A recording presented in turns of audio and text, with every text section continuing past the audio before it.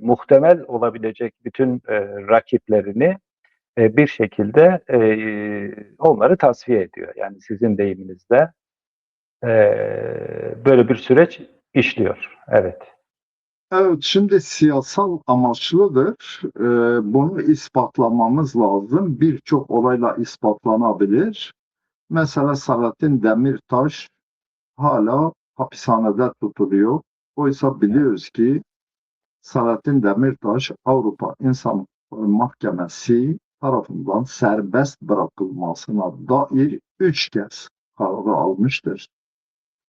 En son kararda Türkiye'nin uyması gerekiyordu. Yani birinci karara Türkiye itiraz etme hakkı vardı. İkinci kararda Türkiye'nin itiraz etme hakkı vardı. Ama son kararda Türkiye'nin itiraz etme hakkı ortadan kalktı.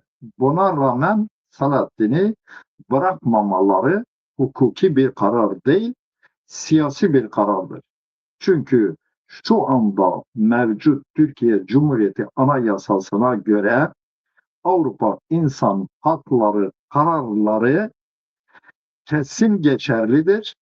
O kararlar yerel anayasayla çelişse bile Avrupa İnsan Hakları Mahkemesi'nin kararı geçerlidir.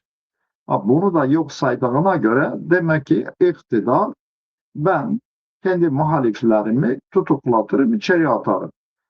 Ve Ekrem İmamoğlu da Selahattin Demirtaş'ın hikayesine benzer bir hikayesi vardır. Ne zaman ki CHP'liler toplandı ve toplantı yaptı, Ekrem İmamoğlu'nu Cumhurbaşkanı adayı olarak ilan ettiler ve Ekrem İmamoğlu'nun önce hırsızlığı gündeme getirildi, ardından diplomasızlığı dile getirildi, hapse konuldu, o da bırakılmıyor. Şimdi CHP belediyelerinde yolsuzluk, hırsızlık oluyor mu? Olmuyor. Mutlaka oluyordur. Ama bütün hırsızlıkların, bütün yolsuzlukların CHP'de olması ama iktidarın belediyelerinde olmaması da bu işin de bir siyasi boyutunun olduğunu göstermiyor mu size göre?